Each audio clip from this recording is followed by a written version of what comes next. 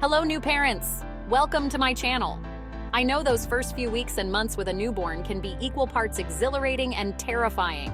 You're getting to know this amazing little person you created, but everything is so new. Today, we're diving into some weird baby behaviors that might scare you. Things like crying but not having tears, having red bumps or marks on their skin, or even just some unusual sleep patterns. But don't worry. I'm here to help you understand when it's normal and when it might be a sign of something more serious. So grab a seat, maybe a coffee if you've got a second. Actually, who am I kidding? You definitely don't have a free second. And let's decode those strange baby behaviors together. All right, picture this. Your baby is screaming their head off, red in the face, and you're frantically trying to figure out what's wrong. You're checking their diaper, seeing if they're hungry, if they're too hot, too cold, you name it. You go through the usual checklist of potential issues, trying to soothe them in any way you can. But then you notice something unexpected. There are no tears. Your baby is crying loudly, but their eyes are completely dry. Don't panic just yet. This is actually pretty common in newborns. See, babies don't start producing tears consistently until they're a few weeks old. It's a part of their natural development process. Their tear ducts are still developing, kind of like their digestive system, which, if we're being honest, is also still a work in progress in those early days. Just like how their tiny tummies are getting used to digesting milk, their tear ducts are learning to produce tears. So, in those first few weeks, don't be alarmed if your little one's cries are more of a dry scream. It's usually nothing to worry about. Many parents experience this, and it's a normal part of infancy. However, if your baby is past those first few weeks and you're still not seeing any tears when they cry, or if their eyes seem excessively dry, it might be time to take a closer look. It's a good idea to check in with your pediatrician, just to rule out any potential issues like blocked tear ducts, which can be easily addressed. Blocked tear ducts are relatively common and can usually be treated with simple measures. Your pediatrician might suggest gently massaging the area around the tear ducts to help open them up. This can often resolve the issue without any further intervention. In some cases, they might recommend eye drops or other treatments to help keep your baby's eyes moist. Remember, every baby is different and develops at their own pace. While it can be concerning to see your baby cry without tears, it's usually just a phase that will pass. Soon enough, you'll see those little tears rolling down their cheeks. And you'll know their tear ducts are working just fine. In the meantime, focus on comforting your baby and enjoying those precious early moments.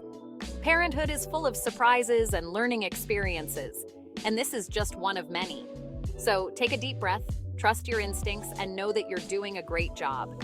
And remember, if you ever have any concerns, your pediatrician is there to help. They can provide reassurance and guidance, ensuring your baby's health and well-being. So cherish these moments. Even the tearless cries, because they're all part of the beautiful journey of parenthood. On the flip side, some babies seem to have a never-ending supply of tears. It can be quite concerning for parents to see their little ones with constantly wet eyes. Now, I'm not talking about a little tear rolling down the cheek. That's pretty normal and happens to everyone, even adults. I'm talking about constant watering, to the point where it looks like their little face is perpetually soaked. It can be quite distressing to see your baby in such a state. So, what's the deal with all the tears? Well, in some cases, it's just their tear ducts figuring things out. Babies are born with tear ducts that are still developing, and sometimes they can be a bit overactive. Remember how we talked about those tear ducts still developing? Well, sometimes they can be a little overzealous, leading to excessive tearing. This is usually nothing to worry about and tends to resolve on its own as the baby grows. It's like they haven't quite mastered the art of tear flow regulation yet.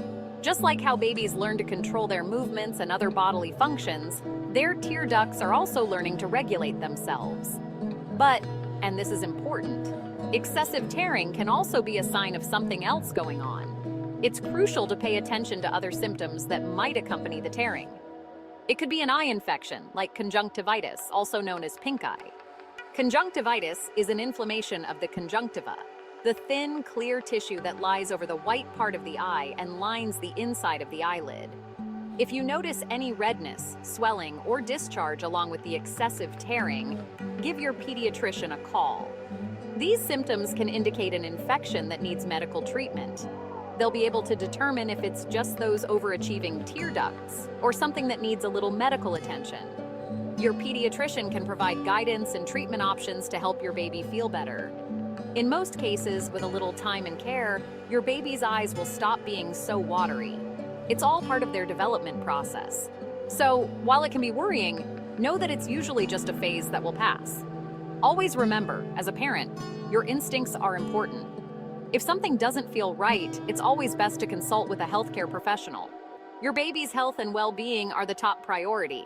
So keep an eye on those little eyes and don't hesitate to seek help if you need it. Your baby will thank you with those beautiful, clear eyes and a happy smile.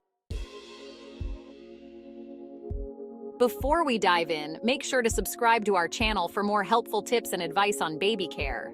Okay, let's talk about baby skin for a second. It's one of the most delicate and fascinating things about newborns. Their skin is so incredibly soft and smooth, almost like silk. But, as any parent will tell you, it's also incredibly sensitive and prone to various issues. It's so soft, so smooth, and so prone to bumps. These bumps can appear out of nowhere and can be quite alarming for new parents. Seriously, it seems like babies are constantly getting some new bump or rash. One day their skin is perfect, and the next it's covered in tiny red spots or dry patches. It's almost like a rite of passage for babies. And while most of the time these bumps are harmless, there are a few that might raise a red flag, pun intended. It's important to know which ones to watch out for and when to seek medical advice. One of the most common culprits is baby acne. This might sound surprising, but it's actually quite common. It sounds weird, I know, but even those tiny humans can get pimples. These little bumps can appear on their cheeks, forehead, and even on their back. It usually pops up in the first few weeks of life and looks like, well, acne small red bumps, sometimes with a whitehead. It's caused by maternal hormones that are still circulating in the baby's system. The good news is that baby acne is totally harmless and usually clears up on its own within a few weeks. No special treatment is needed, just gentle cleansing with water. Another common culprit is eczema, which shows up as dry, itchy patches of skin. This can be more uncomfortable for the baby and worrying for the parents. It can be caused by a number of things, like allergies or irritants. Sometimes it's just a matter of the baby's skin being extra sensitive. If you suspect your little one might have eczema, it's best to talk to your pediatrician. They can help you identify potential triggers and recommend the best course of action. They can recommend the best course of treatment to soothe those itchy patches.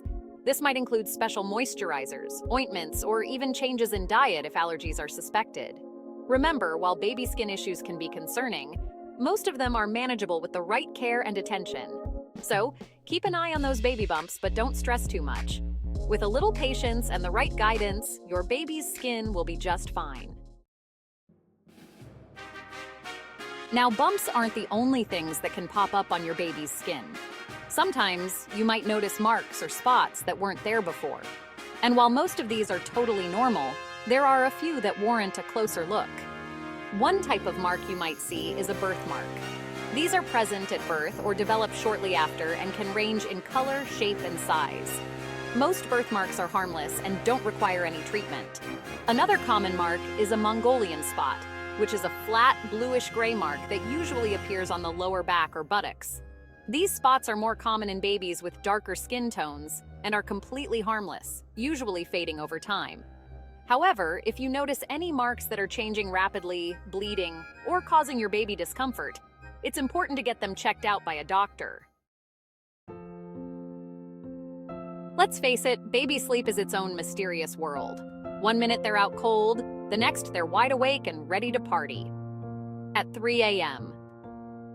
While every baby's sleep patterns are different, there are some general guidelines you can follow. Newborns, for instance, are basically tiny sleep ninjas, clocking in around 16 to 20 hours of sleep a day, in short bursts, of course.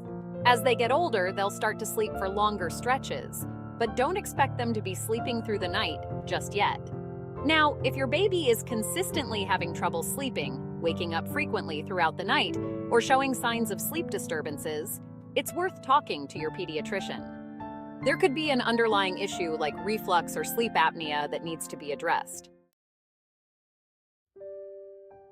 We've covered a lot of ground today.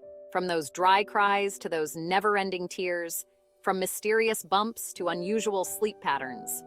Remember, every baby is unique, and what's normal for one might not be normal for another. That's why it's so important to trust your instincts. You know your baby best, and if something doesn't feel right, don't hesitate to reach out to your pediatrician.